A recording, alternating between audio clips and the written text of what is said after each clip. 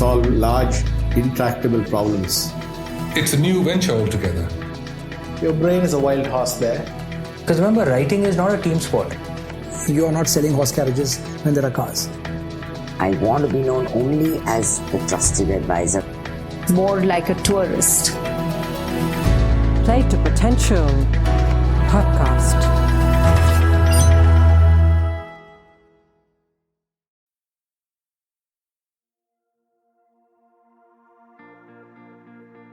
Hello listeners, hope you're having a good end to 2022. Merry Christmas and Happy New Year to you and your families. This time at the Play to Potential podcast, we decided to try something different.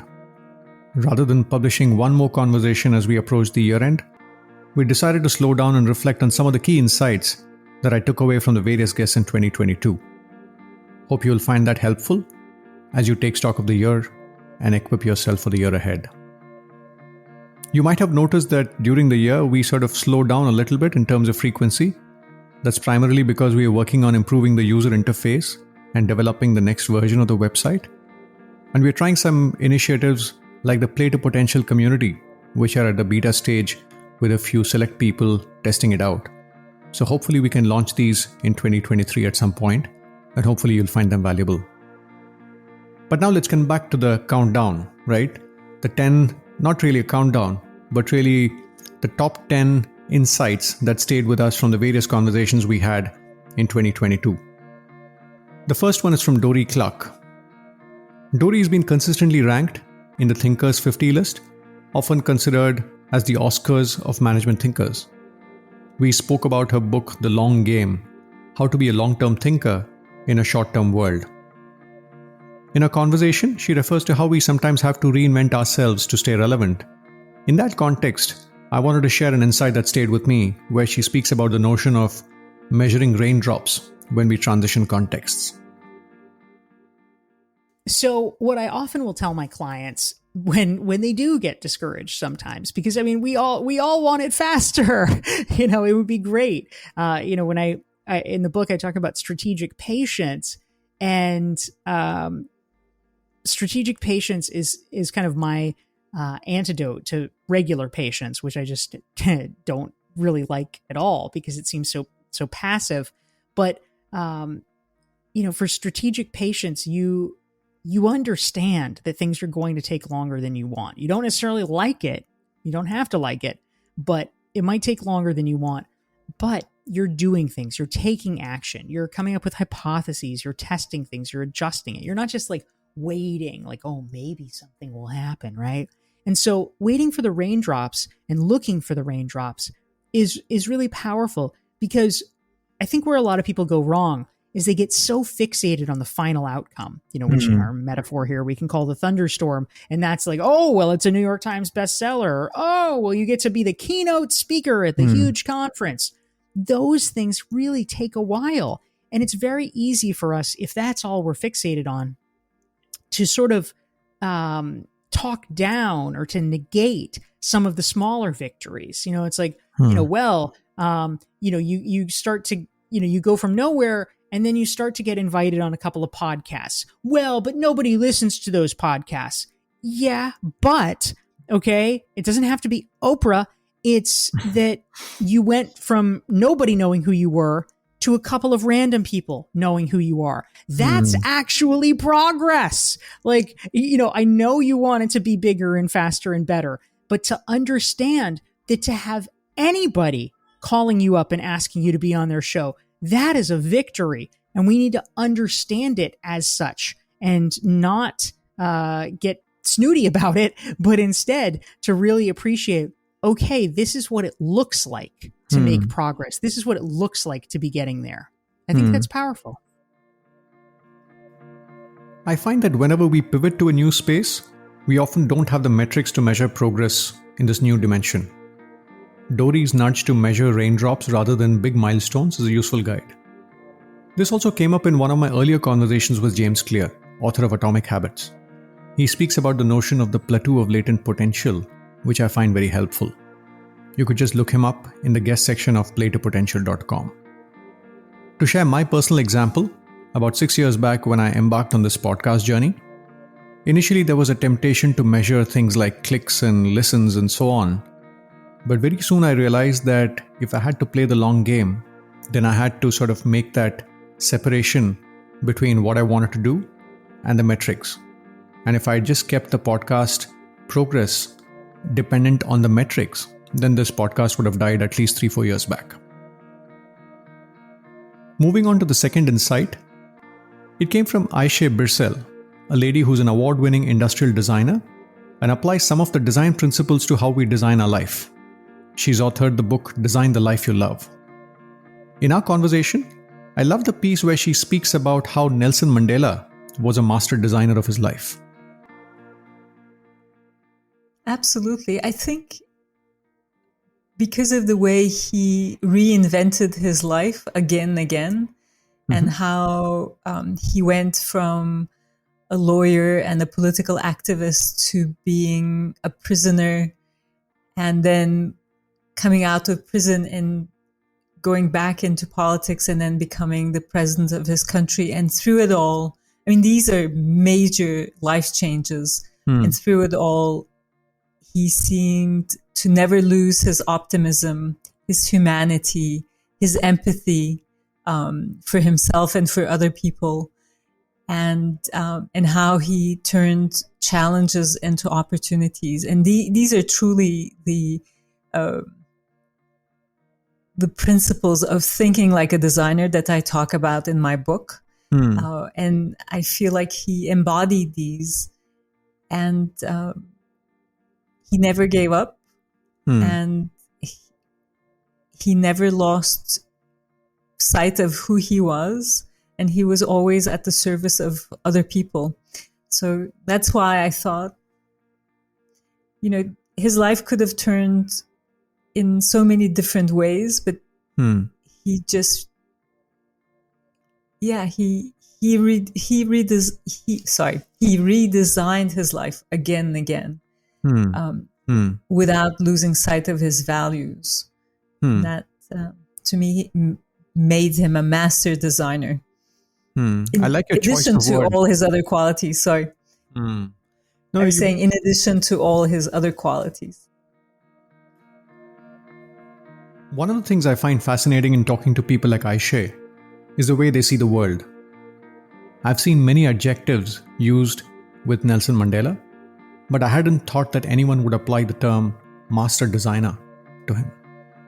Of late, I've started paying attention to how people design their life, not just how well they manage their career, but how do they navigate the various passages of play as the context around them evolves.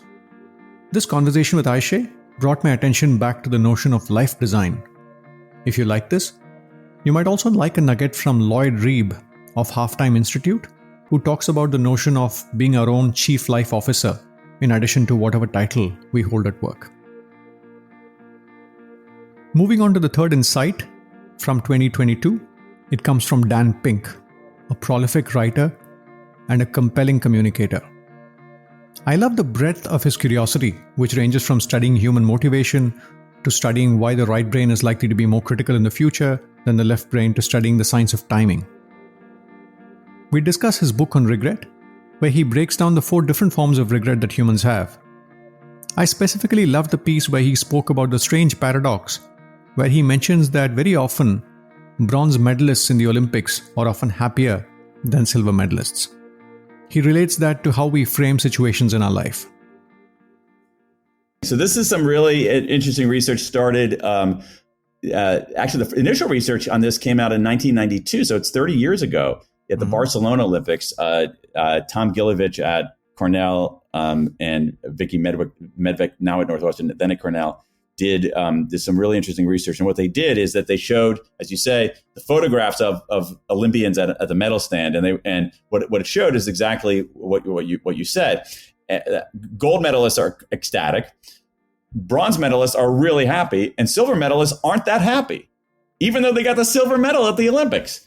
And so the reason has to do with, again, our incredible brains. Our brains are, the more I write about behavior and brains, the more I'm just in awe of what our brains can do. I mean, it is it's extraordinary what our brains can do. It's extraordinary. And one of the things our brains can do is something known as counterfactual thinking. That is, we can imagine scenarios that run counter to the facts. And there are two kinds of counterfactual thinking.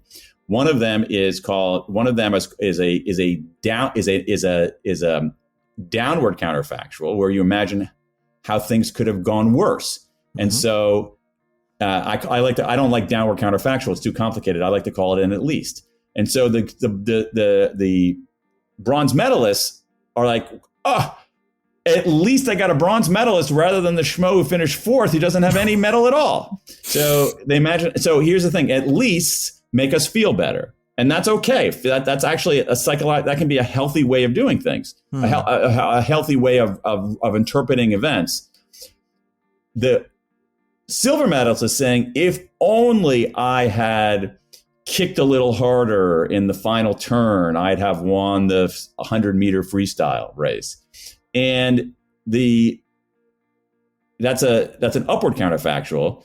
If onlys make us feel worse, but they make us do better. And so this is another way of understanding. And so regret is the quintessential upward counterfactual.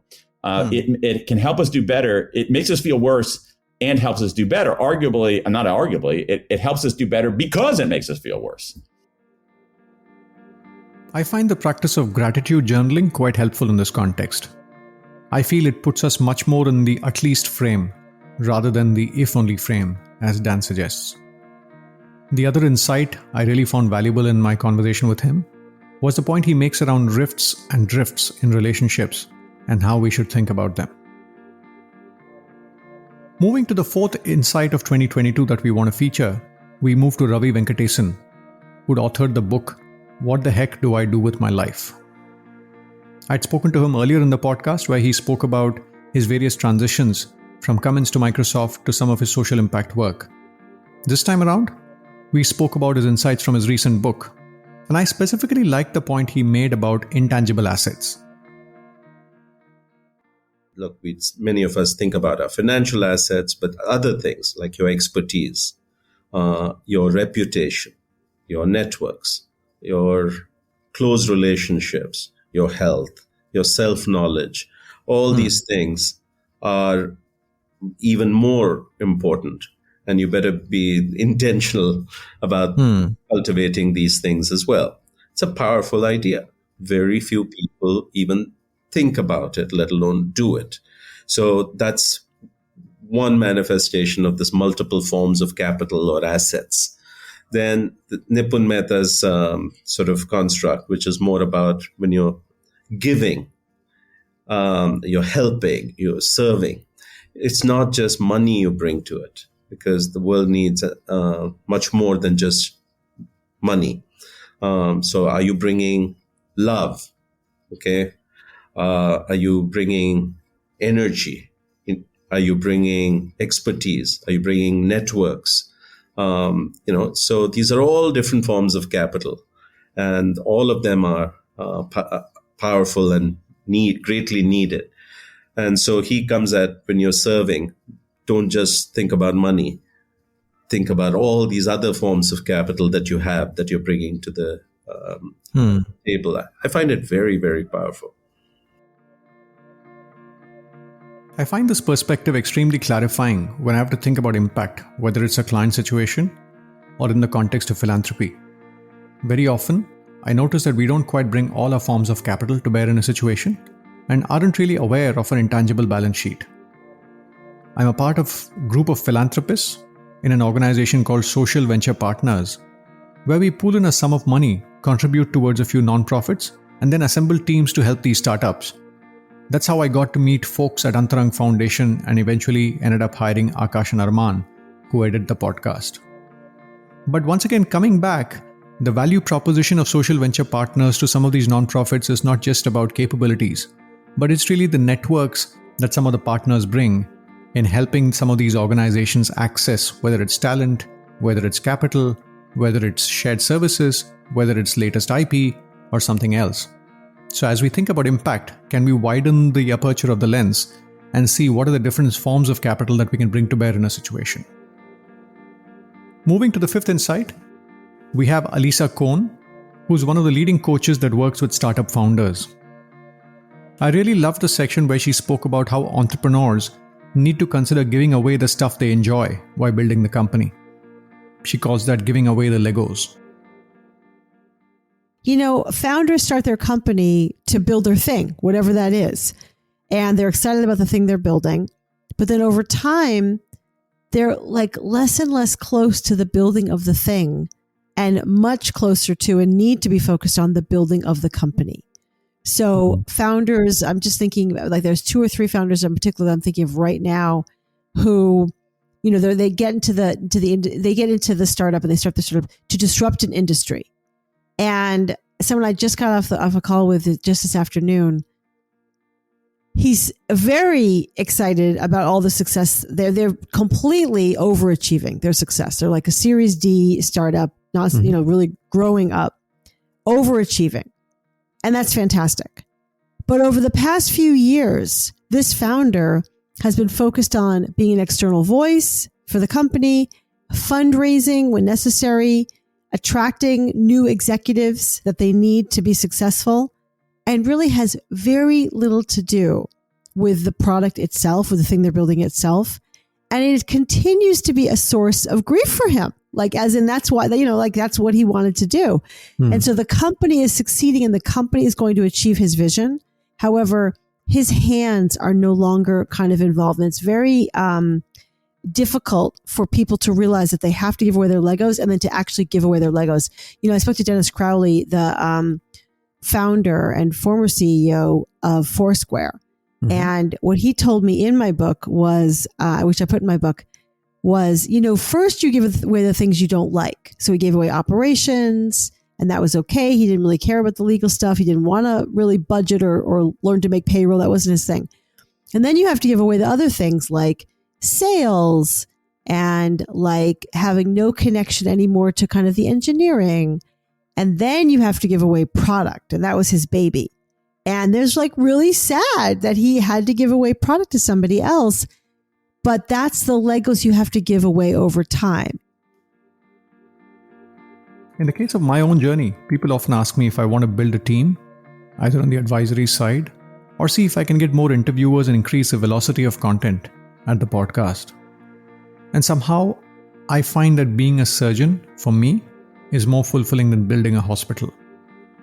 To use Alisa's language, in my case, I've chosen to hold on to the Legos because it gives me joy and meaning, and I value the independence and balance that having an individual practice gives me compared to building an organization, which often means there's a flywheel which starts controlling me after a certain point in time. However, if you're a venture-funded startup, I don't think one has the luxury of holding on to the Legos. Moving on. Insight number 6 comes from Thomas Wedell Wedellsborg, a well-recognized expert on problem solving and innovation. And I love the emphasis on problem framing. And I really love the example he shares in the context of how we frame problems by using the elevator problem as an example. Well, you imagine that you are the owner of an office building and that the tenants in the building, they are complaining about the speed of the elevator. It's too slow. What many people do there is to take the problem for granted. Okay, the elevator is slow. And then they swing into solution mode and say, how do we make it faster? Do we put in a better motor? Or, do we have to go out and buy a new elevator for that matter?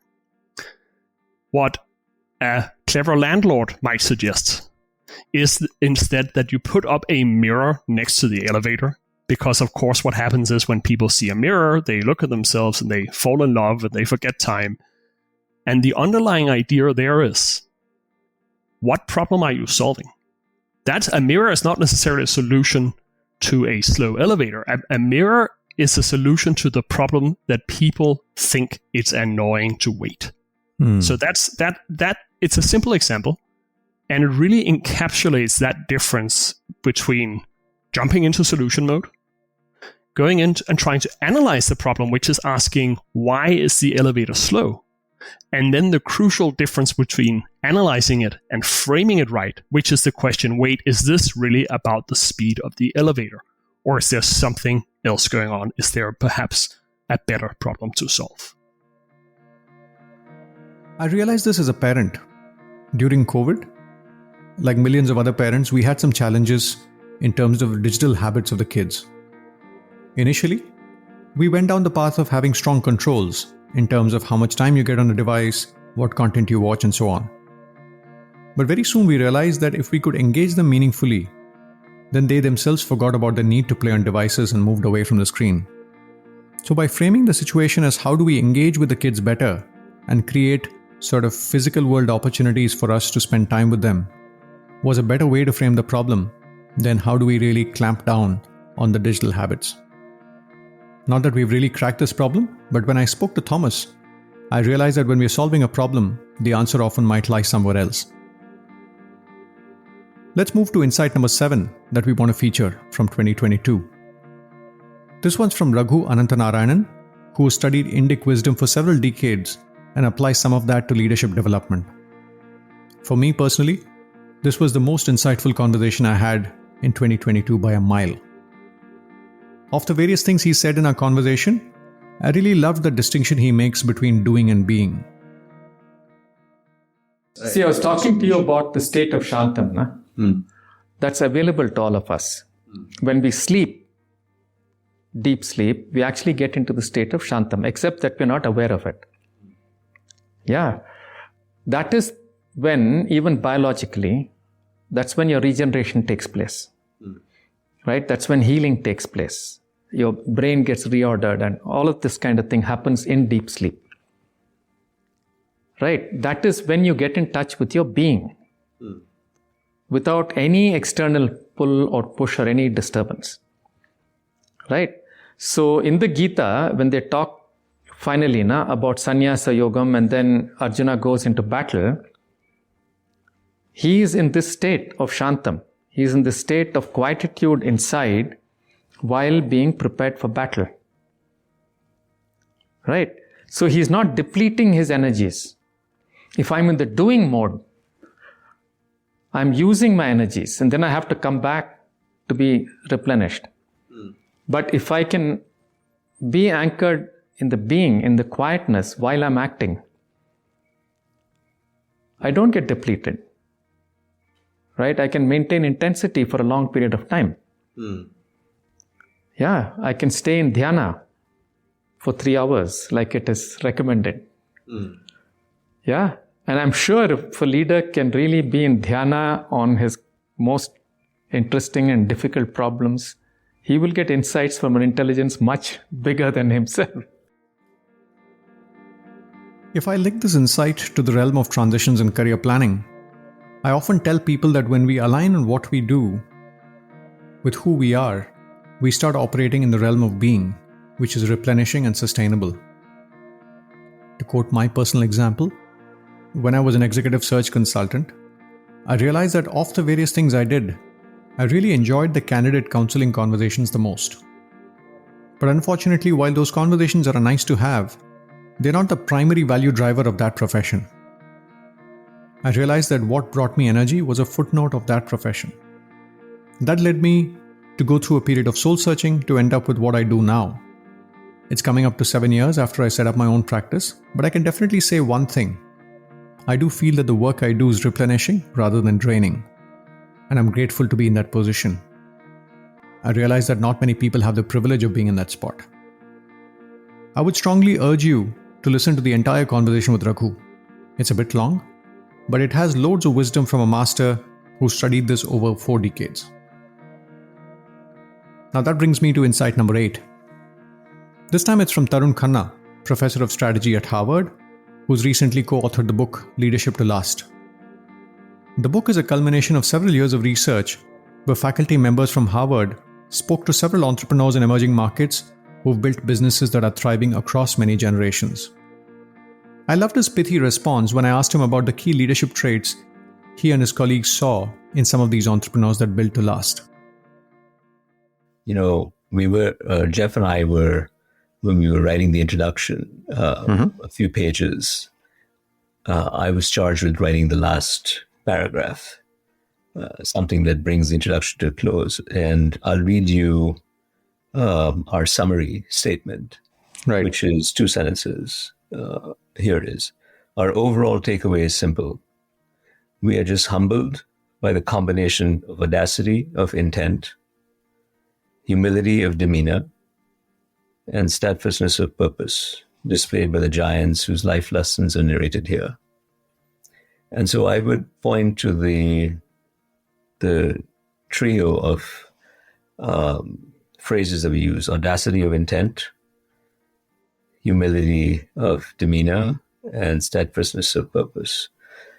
So I think the stories here, in a sense, are each and every one of them is an ode to trust, which was the title of my previous meanderings on development in emerging markets, in their own ways, in their own kind of beautiful ways.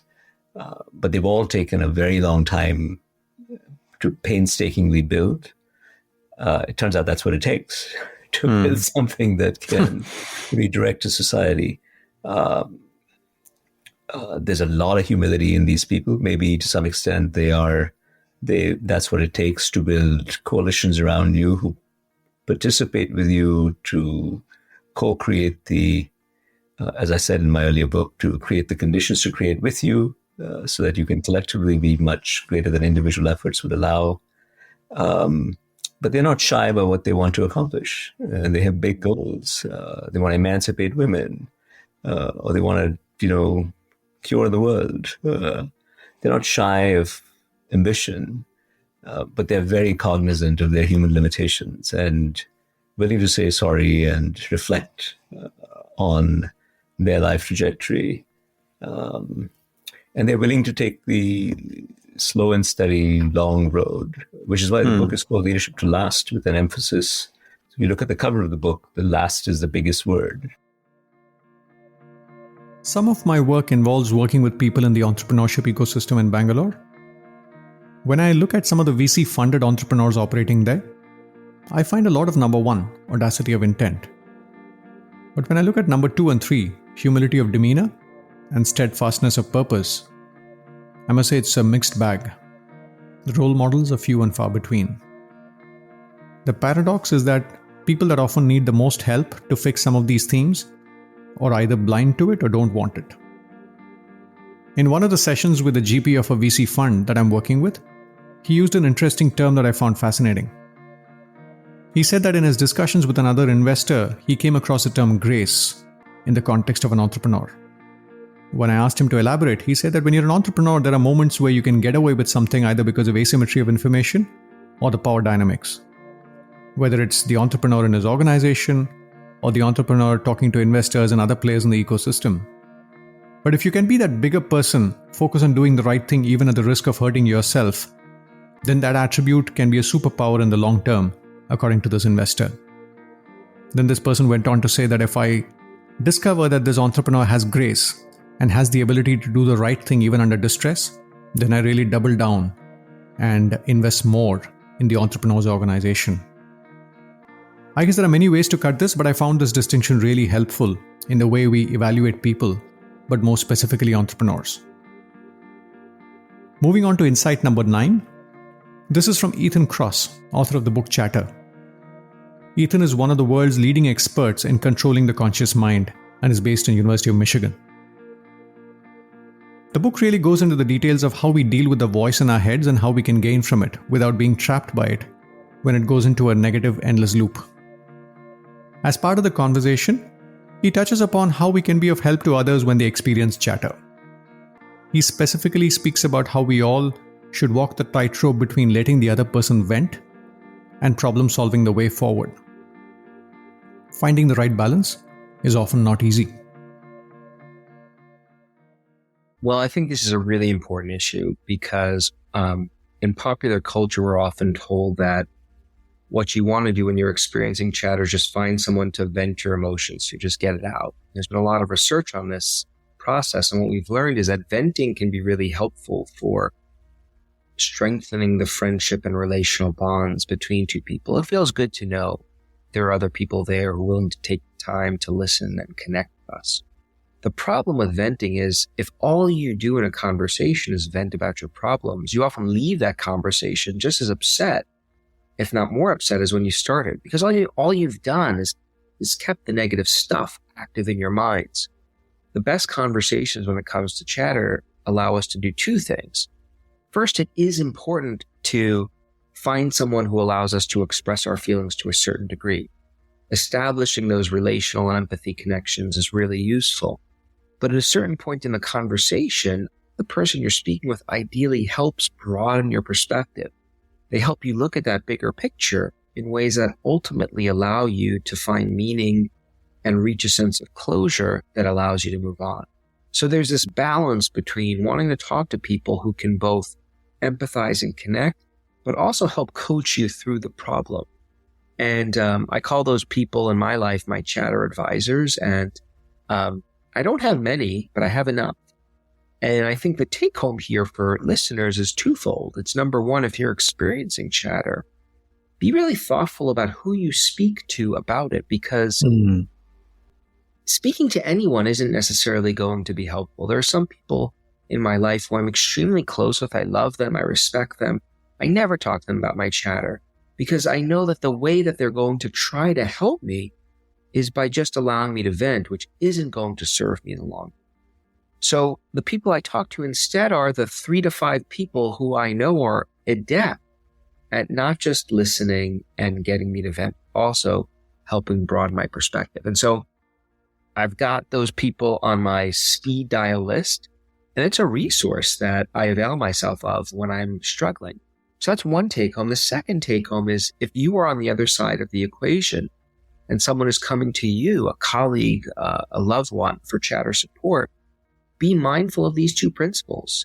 Take the time to listen and connect, but at a certain point in the conversation, when you see your opening, try to help them work through that experience. Now, there is an art to doing this well. I wish I could tell listeners, okay, the thing you want to do is listen and let them vent for 96 seconds, and then shift into problem solving. It doesn't work this way. We are way too complicated. To expect it to be that simple, I think, does disjustice to the beauty of the human condition. So the art to doing this well involves taking the time to listen and connect. And then sometimes it can be apparent when you should start shifting into that coaching mode. But if it's not, my suggestion is to ask the person you're talking to, hey, I totally get it, but I have an idea. Can I ask you a question? Sometimes I'll pose that question to someone I'm talking with, and they'll say, please, yes, tell me, what do you think? Or what should I do about this? That's why I'm talking to you. Sometimes I'll be ready for feedback.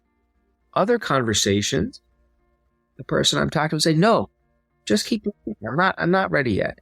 And that's fine, because depending on the person and the circumstance they're dealing with, some people may need to spend more time in that empathy zone before they're ready to shift into the cognitive zone.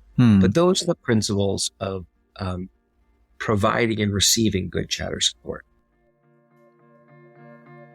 I love what Ethan says. Taking the permission of the other person to come in and say, can I suggest something? Something that works well for me is that in the conversation, I'm often in the listening mode. And then when I sleep over it, I think of a couple of suggestions that could make sense for the person. Then I drop a voice note or an email to get my point across for their consideration. At least in my case, I feel that I'm better when I sleep over things than on-the-spot problem solving. So that's the way I approach it very often. But I love the distinction that Ethan makes between listening and providing venting as a service to problem solving as a service to someone who's experiencing chatter, and for us to know when we cross the line from one to the other. Now moving to insight number 10, the last one we want to feature from 2022. I would say this one's got to be among the top 5 insights I've gleaned at the podcast over the last 5+ years. Now, I've come across a lot of literature that talks about how we engage in conversations, and more specifically how we think about feedback. But I must say, of all the things that I've heard on this topic, I really love the way David shares his insights around staying on the same side of the net and sticking to our realities. I truly think that if we can implement this one piece of advice in our lives, it can make a disproportionate impact on our relationships and happiness levels. Yet we start with the assumption, in fact, we say this in the book, Carol and I believe you can say almost anything to almost anybody if you stick with your reality. Mm-hmm. In fact, we add, after 2 glasses of wine, we drop the almost, because we sort of in our heart of hearts think you can say anything to anybody if you stick with your reality. But being academics, we sort of cover ourselves. So what do we mean by 3 realities? In interacting, I only know 2 realities, and you know 2 realities. So let's take you and me. Reality number 1 is my motives, intentions, which leads to my behavior. Reality number 2, my words, my nonverbals, my tone, etc. The third reality is the impact on you. How does it affect you? So the model is similar to the McKinsey model, but we, I think, elaborate a little differently. And what we say is, I know 2 realities, my motives, and I can see the behavior. You know 2 realities, you can see the behavior, and you know the effect on you. But you don't know my motives, and I don't know the impact. But I need to know the impact if I'm to be effective. So we then envision we actually envision 2 tennis nets, but I'm going to talk about one. Mm-hmm. The first one is between my intentions, motives, and intentions, and my behavior. The second net is between behavior and your effect, but let me focus on the first. Mm-hmm. As in tennis, you can't play in the other person's back court. We often get into trouble so frequently, and conflict gets worse because you, the recipient of my behavior, don't stay on your side of the court. So think of what feedback is so commonly used in organizations. We say to somebody else, well, you just don't want to be a team player. You just want to push your own area. You don't care about me or my area. You just want to dominate. Well, you're over the net because you're making statements about my motives and intentions that you don't know. It's a story you're making up. And so when we say, stick with your reality, you could say anything. Let's imagine that you're now feeling a little tuned out because you're experiencing me as giving you more information than you want. So if you were to say, well, David, you just want to show how smart you are, I'm going to get defensive. But the other problem with that is I can just say, no, I don't. And it has little impact. But if you stick with your reality and you say, David, I'm feeling bothered and I'm feeling a little tuned out because I'm experiencing you as going on and talking too much. Now, I can't say, no, you don't, or I'm over your net. I'm likely to say, well, I'm sorry. That's not my intention. I'm trying to be helpful. And you can say, well, I'm glad you're trying to be helpful. And I'd like you to be helpful, but the way you're now acting isn't helpful to me. And now we could have a conversation of how I can be helpful.